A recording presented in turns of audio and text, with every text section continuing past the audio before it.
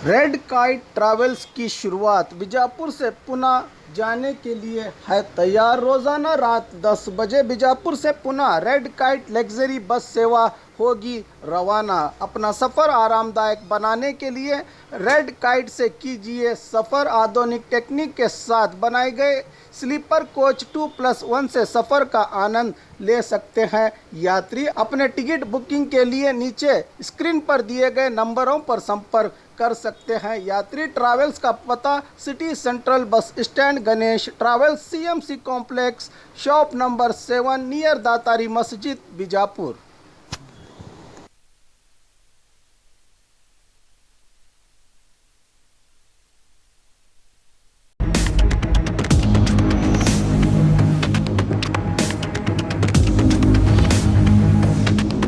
स्वागत है आपका बी न्यूज नेशन में। मैं हूं आबिद हुसैन शेख।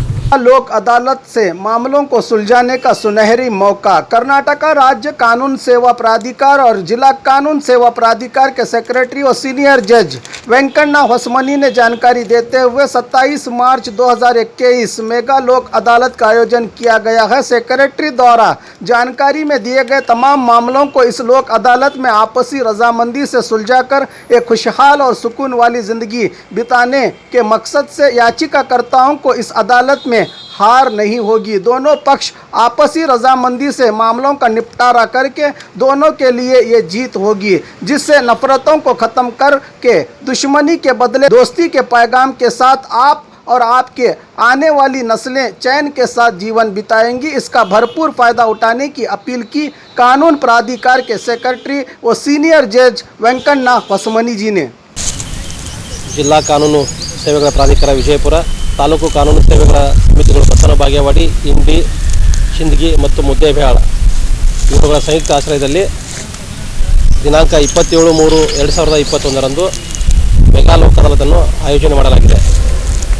ವಿಜಯಪುರ ಜಿಲ್ಲೆಯ ಎಲ್ಲ ನ್ಯಾಯಾಲಯಗಳ ಸಂಕೀರ್ಣಗಳಲ್ಲಿ ಮೆಗಾ ಲೋಕ್ ಅದಾಲತನ್ನು ಹಮ್ಮಿಕೊಂಡಿದ್ದು, ಲೋಕ್ ಅದಾಲತ್ ಅಂದರೆ ಯಾವುದೇ ಒಂದು ಪ್ರಕರಣದ ಉಭಯ ಪಕ್ಷಗಾರರಲ್ಲಿ ರಾಜಿ ಸಂಧಾನ ಏರ್ಪಡಿಸುವ ಮೂಲಕ ಪ್ರಕರಣಗಳನ್ನು ಇತ್ಯರ್ಥಪಡಿಸುವುದು.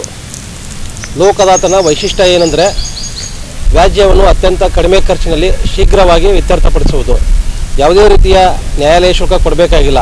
ಪಕ್ಷಗಾರರು ನೇರವಾಗಿ ಭಾಗವಹಿಸಬಹುದು, ಸಂಧಾನಕಾರರ ಮೂಲಕವೂ ಸಹಿತ ಭಾಗವಹಿಸಬಹುದು. ಪ್ರಕರಣ ಇತ್ಯರ್ಥಗೊಂಡ್ರೆ ನ್ಯಾಯಾಲಯ ಶುಲ್ಕವನ್ನು ಸಂಪೂರ್ಣವಾಗಿ ಮರಳಿಸಲಾಗುವುದು. ಮತ್ತು ಲೋಕ್ ಅದಾಲತ್ ಆದಂಥ ಅವಾರ್ಡ್ಗಳು ನ್ಯಾಯಾಲಯದಲ್ಲಿ ಆದಂಥ ಡಿಗ್ರಿಗಳ ಪರಿಪೂರ್ಣ ಆಗಿರುತ್ತವೆ. ಲೋಕ್ ಅದಾಲತ್ನಲ್ಲಿ ರಾಜಿಪಡಿಸುವ ಪ್ರಕರಣಗಳಂದರೆ ಕ್ರಿಮಿನಲ್ ರಾಜಿ ಆಗಬಹುದಾದ ಎಲ್ಲ ಪ್ರಕರಣಗಳು, ಚೆಕ್ ಬೌನ್ಸ್ ಪ್ರಕರಣಗಳು, ಬ್ಯಾಂಕ್ ಸಾಲ ವಸೂಲಾತಿ ಪ್ರಕರಣಗಳು, ಕಾರ್ಮಿಕ ವಿವಾದ ಪ್ರಕರಣಗಳು, ಮೋಟಾರು ವಾಹನ ಅಪಘಾತ ಪರಿಹಾರ ಕೋರಿ ಸಲ್ಲಿಸಿರುವ ಪ್ರಕರಣಗಳು, ವಿದ್ಯುತ್ ಹಾಗೂ ನೀರಿನ ಶುಲ್ಕಗಳ ಪ್ರಕರಣಗಳು, ಜೀವನಾವಶ ಪ್ರಕರಣಗಳು ಮತ್ತು ವೈವಾಹಿಕ ಪ್ರಕರಣಗಳು.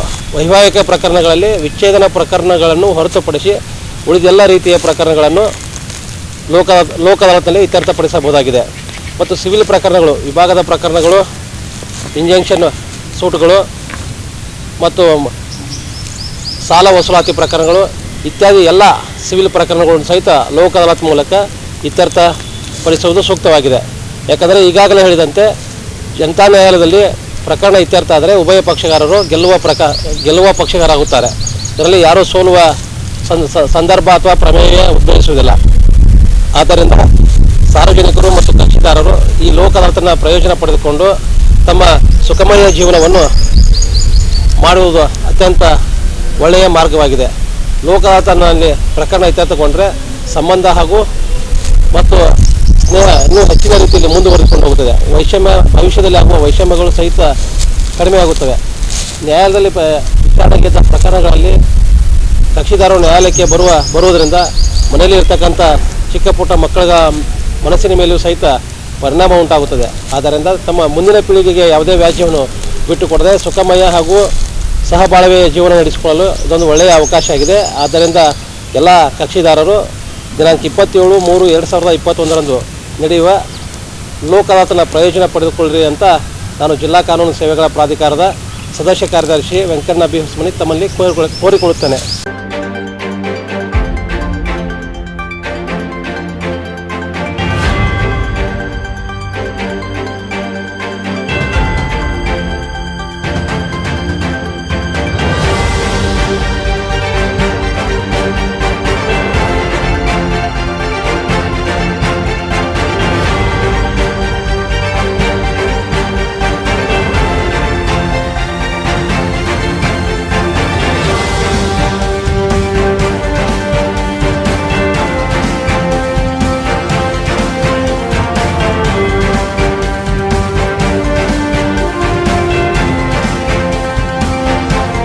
और खबरों के लिए देखते रहिए बी न्यूज नेशन।